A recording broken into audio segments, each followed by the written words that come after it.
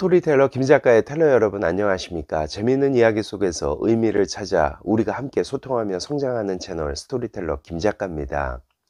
지난 시간에는 유발 하라리의 사피엔스 중에서 제1부 인지혁명에 대해서 살펴보았습니다. 인지혁명에서는 인간이 사용하는 언어의 가장 독특한 측면이 허구를 말하는 능력이고, 이로 인해서 사피엔스는 집단적 상상을 함으로써 다른 이방인들과 매우 유연하게 협력할 수 있었다는 말씀을 드렸습니다. 이것이 사피엔스가 세상을 지배할 수 있는 이유라는 것입니다. 여기에 더해서 호모 사피엔스는 모든 생물들을 아울러 가장 많은 동물과 식물을 멸종으로 몰아놓은 기록을 보유하고 있다고 하는데요. 우리는 생물학의 연대기에서 단연코 가장 치명적인 종이라는 불명예를 갖고 있습니다. 만일 우리가 얼마나 많은 종을 절멸시켰는지 안다면 아직 살아남은 종들을 보호하려는 의욕이 더 생길 것이라고 유발 하라리는 말하고 있습니다. 이번 시간에는 제2부 농업혁명을 알아보도록 하겠습니다. 인간이 생활하는 방식의 혁명, 즉 농업혁명입니다. 인류가 농업으로 이행한 것은 기원전 9500년에서 8500년경 터키, 남동부, 서부 이란 등 시작은 느렸고 지리적으로는 한정된 지역이었으며, 밀을 재배하고 염소를 가축화한 것은 기원전 9000년경이었습니다. 한때 학자들은 농업혁명이 인간성을 향한 위대한 도약이라고 생각했었습니다. 진화는 점점 더 지능이 뛰어난 사람을 만들어냈고, 결국 사람들은 너무나 똑똑해져서 자연의 비밀을 파악하고 양을 길들이며 밀을 재배할 수 있게 되었다는 것입니다.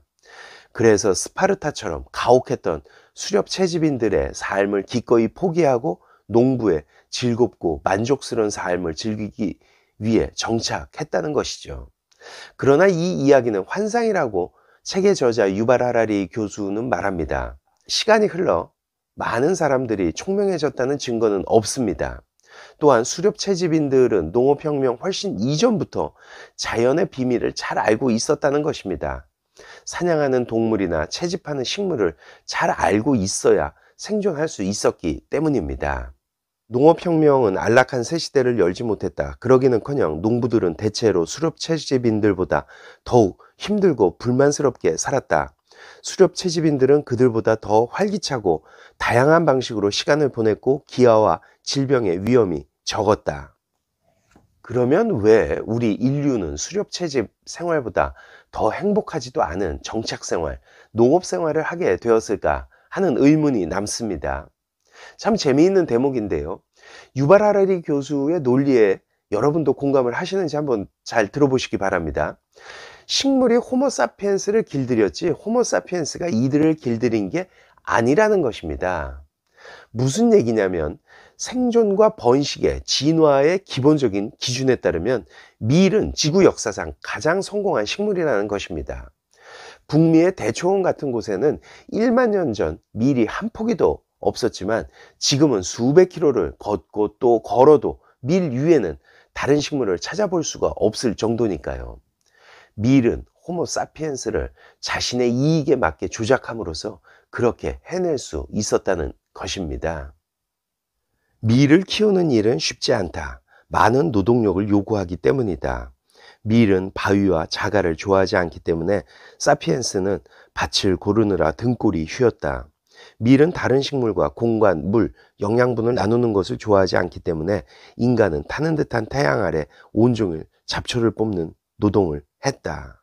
우리 사피엔스의 신체에는 밭을 고르고 잡초를 뽑는 과업에 맞게 진화하지 않았기 때문에 농업으로 이행하면서 디스크 탈출, 관절염, 탈장 등 수많은 병이 생겼습니다.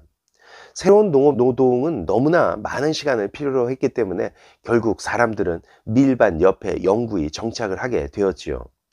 그러면 밀은 어떻게 호모 사피엔스로 하여금 어느 정도 만족할 만한 삶을 더 비참한 생활과 교환하도록 설득했을까요?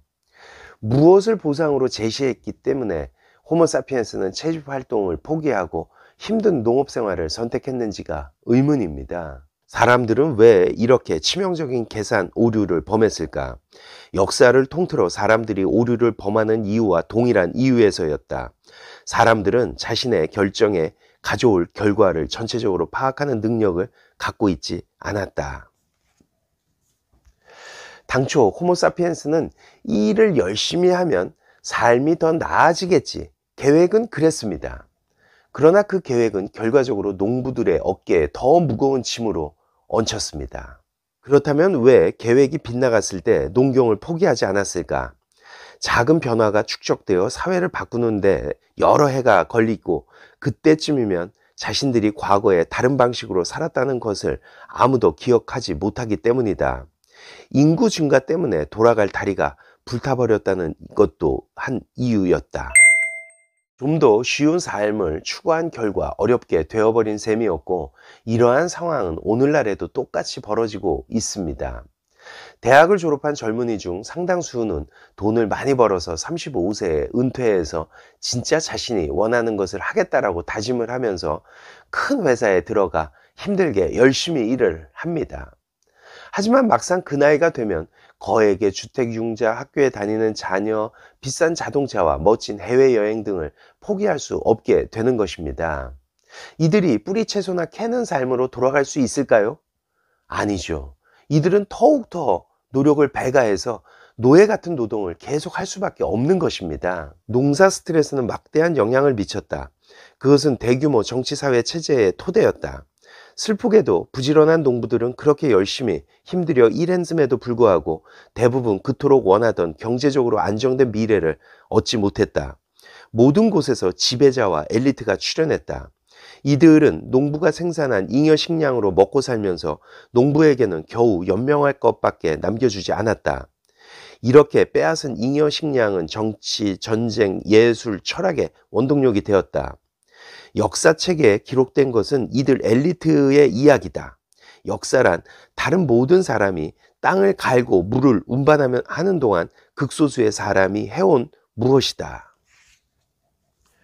저는 이 책 중에서 제2부 농업혁명 파트를 특히 재미있게 읽었습니다.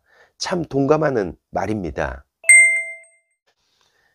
이번에는 제3부 인류의 통합을 살펴보겠습니다. 인류의 통합에서는 종교, 제국, 정치 등 여러 이야기가 나오지만 저는 크게 세 가지 키워드를 가지고 제3부를 말씀드리고자 합니다. 문화, 경제, 역사라고 하는 세 가지인데요. 첫 번째 키워드 문화입니다. 농업혁명 이래 인간 사회는 점점 더 규모가 크고 복잡해졌습니다.